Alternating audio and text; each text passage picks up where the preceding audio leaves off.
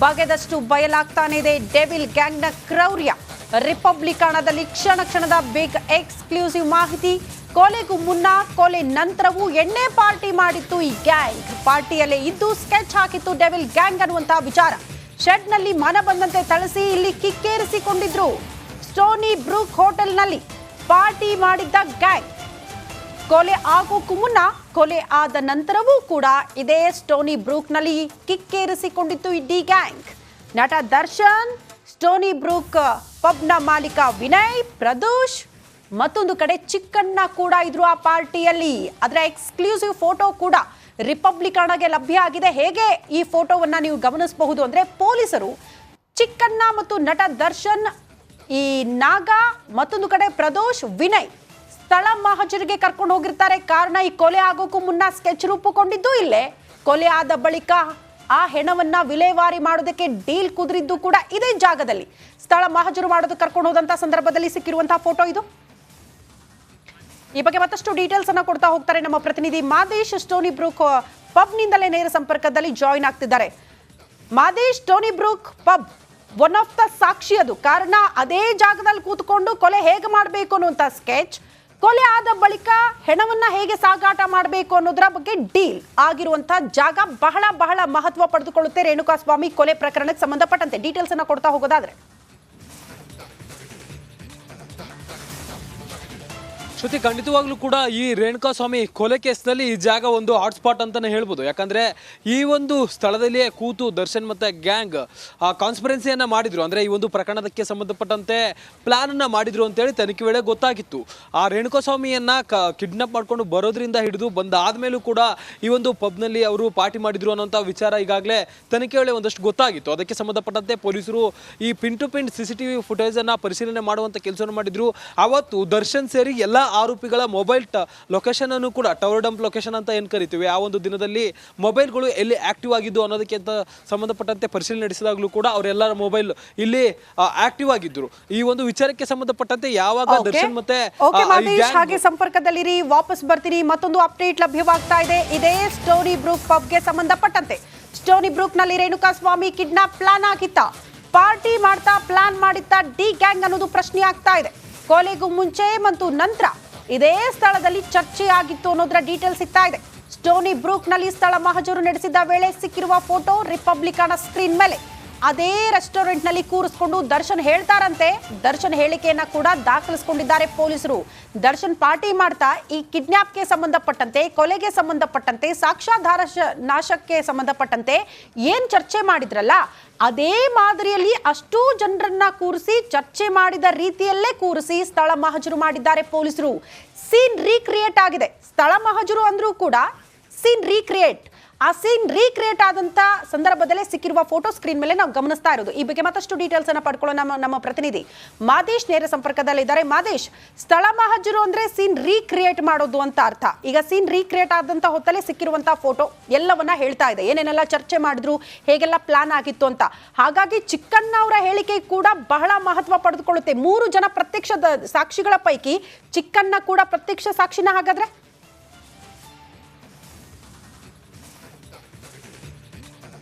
ಖಂಡಿತ ಶ್ರುತಿ, ಈ ಒಂದು ಕೇಸ್ನಲ್ಲಿ ನಟ ಚಿಕ್ಕಣ್ಣ ಅವರು ಕೂಡ ಪ್ರಮುಖ ಸಾಕ್ಷಿಯಾಗಿ ಪರಿಗಣಿಸಲಾಗಿದೆ. ಪೊಲೀಸರು ಈಗಾಗಲೇ ಆತನನ್ನ ವಿಚಾರಣೆ ಮಾಡಿ ಜಡ್ಜ್ ಮುಂದೆ 164 ಹೇಳಿಕೆಯನ್ನು ಕೂಡ ದಾಖಲಿಸಿ ಮಾಡುವಂತ ಕೆಲಸವನ್ನು ಮಾಡಿದ್ರು.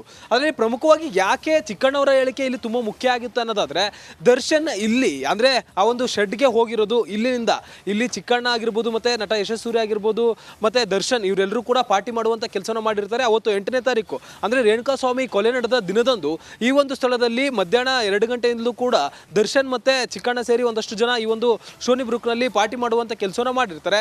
4 ಗಂಟೆವರೆಗೂ, ಸುಮಾರು 4:15ಗೆ ಈ ಒಂದು ಸ್ಟೋನಿ ಬ್ರೂಕ್ ನಿಂದ ದರ್ಶನ್ ತೆರಳಿರ್ತಾರೆ. ಅದಕ್ಕೂ ಮುನ್ನ ಏನೆಲ್ಲ ಆಯ್ತು ಅನ್ನೋದಕ್ಕೆ ಸಂಬಂಧಪಟ್ಟಂತೆ ದರ್ಶನ್ ಮತ್ತೆ ಆರೋಪಿ ಪವನ್ ಏನಿದ್ದಾನೆ ಇವರ ಮಧ್ಯೆ ಒಂದಷ್ಟು ವಿಚಾರಗಳು ಕೂಡ ಪ್ರಸ್ತಾಪ ಆಗ್ತಿರುತ್ತೆ. ಅಂತ ಸಂದರ್ಭದಲ್ಲಿ ಆತನ ಕಿಡ್ನಾಪ್ ಮಾಡ್ಕೊಂಡು ಬಂದಿರ್ತಾರೆ. ಕಿಡ್ನಾಪ್ ಮಾಡ್ಕೊಂಡು ಬಂದಂತ ಸಂದರ್ಭದಲ್ಲಿ ಒಳಗಡೆ ಏನೆಲ್ಲ ಪ್ಲಾನ್ ನಡೀತಿತ್ತು ಅಂದ್ರೆ, ಅಲ್ಲಿ ಅವರನ್ನ ಹೊಡೆದಂತ ಸಂದರ್ಭದಲ್ಲಿ ರೇಣುಕಾಸ್ವಾಮಿಯನ್ನ ಹೊಡೆದ ಈಗ ಈಗಾಗಲೇ 2 ಫೋಟೋ ಏನಿದೆ ಆ ಒಂದು ಫೋಟೋಗಳನ್ನು ತೋರಿಸುವಂಥ ಕೆಲಸವನ್ನು ಮಾಡಿದ್ದು ಇದೇ ಆರೋಪಿ ಪವನ್ ಏನಿದಾನಲ್ಲ, ಅದಕ್ಕೂ ಮುಂಚೆ ವಿನಯ್ ಅನ್ನೋಂತನ ಇದನ್ನೆಲ್ಲವನ್ನು ಕೂಡ ಆಪರೇಟ್ ಮಾಡುವಂಥ ಕೆಲಸವನ್ನು ಮಾಡಿರ್ತಾನೆ. ಅದರಲ್ಲಿ 2 ಫೋಟೋದಲ್ಲಿ ಒಂದು ಆರೋಪಿ ಪವನ್ ತೆಗೆದಿದ್ರೆ ಮತ್ತೊಂದು ಫೋಟೋವನ್ನು ಆ ಒಂದು ಶೆಡ್ನ ಮನೆ ಕೆಲಸದಾತ ತೆಗೆದಿದ್ದ ಅನ್ನುವಂಥದ್ದು ಸದ್ಯಕ್ಕಿರುವಂಥ ಮಾಹಿತಿ. ಆ ಒಂದು ಕೆಲಸಗಾರ ಏನು ಮಾಡಿರ್ತಾನೆ, ಏಕಾಏಕಿ ಈ ರೀತಿ ಬಂದು ರೇಣುಕಾಸ್ವಾಮಿಯನ್ನ ಹಲ್ಲೆ ಮಾಡ್ತಿದ್ದಂತೆ ಅಲ್ಲಿನ ಕೆಲಸಗಾರ ಅಂದರೆ ಶೆಡ್ನ ಕೆಲಸಗಾರ ಗಾಬರಿಯಾಗಿ ಆ ಒಂದು ವಿಚಾರಕ್ಕೆ ಸಂಬಂಧಪಟ್ಟಂತೆ ವಿನಯ್ಗೆ ಫೋನ್ ಮಾಡಿ ಹೇಳ್ತಾರೆ, ಅಂದರೆ ಅಣ್ಣ ಇಲ್ಲಿ ಈ ರೀತಿಯಾಗಿ ಅಂತ ಯಾರನ್ನೋ ಕರೆದುಕೊಂಡು ಬಂದು ಹೊಡಿತಿದ್ದಾರೆ, ಈ ರೀತಿ ಮಾಡ್ತಿದ್ದಾರೆ, ಯಾರು ಇವರು ಅಂತೇಳಿ ವಿನಯ್ಗೆ ಹೇಳುವಂಥ ಕೆಲಸನ ಮಾಡಿರ್ತಾರೆ. ಆಗ ವಿನಯ್ ಕೆಲಸಗಾರನಿಗೆ ಹೌದು ಅವ್ರು ನನಗೆ ಗೊತ್ತಿರೋರೆ, ನನಗೆ ಗೊತ್ತಿದ್ದೆ ಆಗಿದೆ, ಯಾರನ್ನು ಹೊಡಿತಿದ್ದಾರೆ ಏನು ಅಂತೇಳಿ ಫೋಟೋ ಹೊಡೆದು ಕಳಿಸು ಅಂತ ಕೇಳಿರ್ತಾರೆ. ಆ ಸಂದರ್ಭದಲ್ಲಿ ಅಲ್ಲಿನ ಕೆಲಸಗಾರ ವಿನಯ್ಗೆ ಒಂದು ಫೋಟೋವನ್ನು ಕಳಿಸ್ತಾನೆ. ಅಂದರೆ ಆತನ ಒಡೆದು ಕೆಳಗಡೆ ಬಿಸಾಕಿದ್ದಂಥ ಮಲಗಿರುವಂಥ ರೇಣುಕಾಸ್ವಾಮಿ ಮಲಗಿರುವಂಥ ಏನು ಫೋಟೋ ಇದೆ ಆ ಒಂದು ಫೋಟೋವನ್ನು ಈ ಒಂದು ವಿನಯ್ಗೆ ಕಳಿಸುವಂಥ ಕೆಲಸವನ್ನು ಮಾಡಿರ್ತಾರೆ. ಆ ಒಂದು ಸಂದರ್ಭದಲ್ಲಿ ಇದೇ ಪಬ್ನಲ್ಲಿ ವಿನಯ್ ಆಗಿರ್ಬೋದು ಮತ್ತೆ ನಾಗರಾಜ್, ಆರೋಪಿ ನಾಗರಾಜ್ ಆಗಿರ್ಬೋದು, ದರ್ಶನ್ ಮತ್ತೆ ಪ್ರದೋಷ್ ಇಷ್ಟೂ ಜನ ಕೂಡ ಇದೇ ಪಬ್ನಲ್ಲಿ ಅವರು ಪಾರ್ಟಿ ಮಾಡುವಂಥ ಕೆಲಸವನ್ನು ಮಾಡ್ತಿರ್ತಾರೆ. ಈಗಾಗಲೇ ಫೋಟೋದಲ್ಲೂ ಕೂಡ ಎಕ್ಸ್ಕ್ಲೂಸಿವ್ ಆಗಿ ತೋರಿಸುವಂಥ ಕೆಲಸ ಆಗ್ತಿದೆಯಲ್ಲ, ಆ ಒಂದು ಸಂದರ್ಭದಲ್ಲಿ ಈ ಒಂದು ಚರ್ಚೆಗಳು ನಡೀತಿತ್ತು ಅಂತ ಹೇಳಿ ಗೊತ್ತಾಗಿರುತ್ತೆ. ಈ ಒಂದು ಪಬ್ಗೆ ಅವತ್ತು ದರ್ಶನ್ ಮತ್ತೆ ಪ್ರದೋಷ್ ಮತ್ತೆ ನಾಗರಾಜ್ನನ್ನ ಕರೆತಂದು ಯಾವ ಸ್ಥಳದಲ್ಲಿ ಅವ್ರು ಕೂತಿದ್ರು, ಯಾವ ಸ್ಥಳದಲ್ಲಿ ಅವರು ಪ್ಲಾನ್ ಹಾಗೆ ಸಂಪರ್ಕದಲ್ಲಿ ವಾಪಸ್ ಬರ್ತೀನಿ. ಮತ್ತೊಂದು ಅಪ್ಡೇಟ್ ಲಭ್ಯವಾಗ್ತಾ ಇದೆ. Stony Brooke centre of attraction ಇದು ರೇಣುಕಾಸ್ವಾಮಿ ಕೊಲೆ ಪ್ರಕರಣಕ್ಕೆ ಸಂಬಂಧಪಟ್ಟಂತೆ. ಕಾರಣ ಏನ್ ಗೊತ್ತಾ? ಸ್ಟೋನಿ ಬ್ರೂಕ್ ಇದು ಅಕ್ಷರಶಃ ಡಿ ಅಡ್ಡಿ ಹಾಕಿತ್ತ ಅನ್ನುವಂತಹ ಪ್ರಶ್ನೆಗೆ ಹೌದು ಹೌದು ಅಂತ ಸಾರಿ ಹೇಳುತ್ತೆ ಆ ಒಂದು ಫೋಟೋ. ದರ್ಶನ್ಗೆ ಪಾರ್ಟಿ ಅಡ್ಡಿ ಆಗಿತ್ತು Stony Brook pub D safari board ಇರೋದನ್ನ ಕೂಡ ನಾವು ಗಮನಿಸಬೇಕಾಗುತ್ತೆ.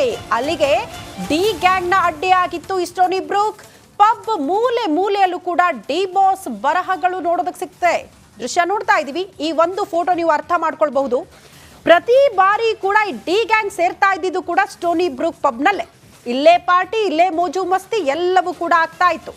ಸೊ ಹಾಗಾಗಿ ರೇಣುಕಾಸ್ವಾಮಿ ಕೊಲೆ ಆದಂತಹ ಸಂದರ್ಭದಲ್ಲೂ ಕೂಡ, ಕೊಲೆಗೆ ಪ್ಲಾನ್ ಆದಂತಹ ಸಂದರ್ಭದಲ್ಲೂ ಕೂಡ ಇದೇ ಜಾಗದಲ್ಲಿ ಇದ್ರು. ಕಾರಣ ಡಿ ಬಾಸ್ಗೆ ಹಾಟ್ ಫೇವರೇಟ್ ಸ್ಥಳ ಈ ಸ್ಟೋನಿ ಬ್ರೂಕ್. ಒಂದು ಫೋಟೋ ಗಮನಿಸ್ತಾ ಇದ್ವಿ, ಡಿ ಬಾಸ್ ಸಫಾರಿ.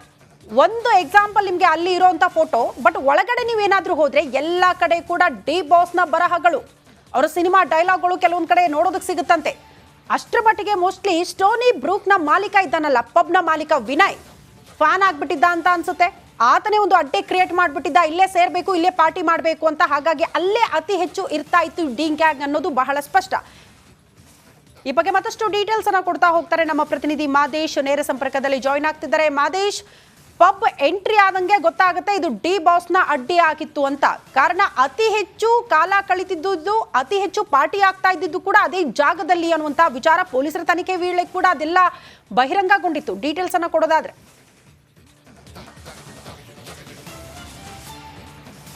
ಖಂಡಿತ ಶ್ರುತಿ, ಈ ಒಂದು ಪಬ್ ವಿನಯ್ಗೆ ಸೇರಿದಂಥ ಪಬ್ ಅಂತೇಳಿ ಈಗಾಗಲೇ ಗೊತ್ತಾಗಿದೆ.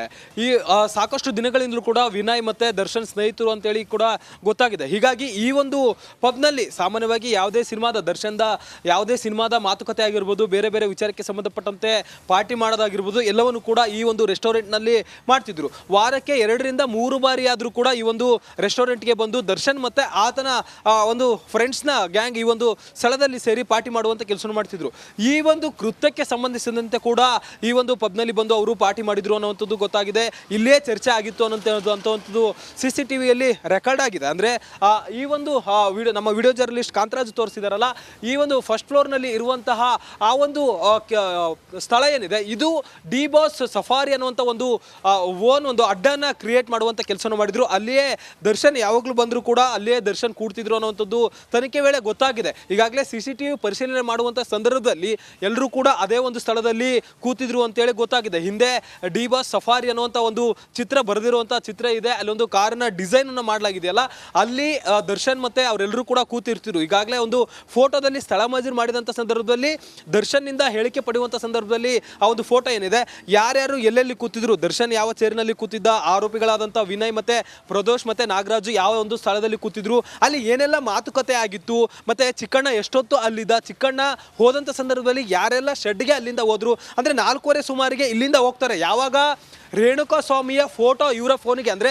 ದರ್ಶನ್ ಫೋನ್ಗೆ ಬರುತ್ತೆ, 2 ಫೋಟೋಗಳು ದರ್ಶನ್ ಫೋನ್ಗೆ ಬಂದಂತ ಸಂದರ್ಭದಲ್ಲಿ ಕೂಡಲೇ ಇಲ್ಲಿಂದ ಹೊಡುವಂತ ಕೆಲಸವನ್ನು ಮಾಡ್ತಾರೆ. ಸುಮಾರು 4:15ಗೆ ಅಲ್ಲಿವರೆಗೂ ಕೂಡ ಅಲ್ಲಿದ್ದಂತ ಒಂದು 10 ಜನ ಅಂದ್ರೆ ಹೊರಗಡೆ ಇದ್ದಂತ ಕಿಡ್ನಾಪ್ ಮಾಡ್ಕೊಂಡು ಬಂದಿದ್ದಂತ ಒಂದಷ್ಟು ಡ್ರೈವರ್ಗಳು ಬಿಟ್ರು, ಮತ್ತೆ ಇಲ್ಲಿ ಇದ್ದಂತ ಪ್ರದೋಷ್ ಮತ್ತೆ ನಾಗರಾಜು ಮತ್ತೆ ದರ್ಶನ್ ಸೇರಿ ಅದು ಬಿಟ್ರೆ ಉಳಿದ 10 ಜನ ಆರೋಪಿಗಳು ಆತನನ್ನ ಹಲ್ಲೆ ಮಾಡುವಂತ ಕೆಲಸ ಮಾಡಿರ್ತಾರೆ. ಇಲ್ಲಿಂದ ಹೋದ ನಂತರ ದರ್ಶನ್ ಕೂಡ ರೇಣುಕಾ ಸ್ವಾಮಿ ಮೇಲೆ ಹಲ್ಲೆ ಮಾಡಿದ್ದಾರೆ ಅನ್ನುವಂಥದ್ದು ತನಿಖೆ ವೇಳೆ ಗೊತ್ತಾಗಿದೆ. ಸದ್ಯಕ್ಕೆ ಎಲ್ಲ ವಿಚಾರಗಳನ್ನ ಪೆನ್ ಡ್ರೈವ್ ನಲ್ಲಿ ಅಂದ್ರೆ ಇಲ್ಲಿ ಪಾರ್ಟಿ ಮಾಡಿದಂತ ವಿಚಾರಗಳು ಎಲ್ಲವನ್ನು ಕೂಡ ದಾಖಲೆಗಳನ್ನು ಸಬ್ಮಿಟ್ ಮಾಡುವಂತ ಕೆಲಸ ಮಾಡಲಾಗಿದೆ.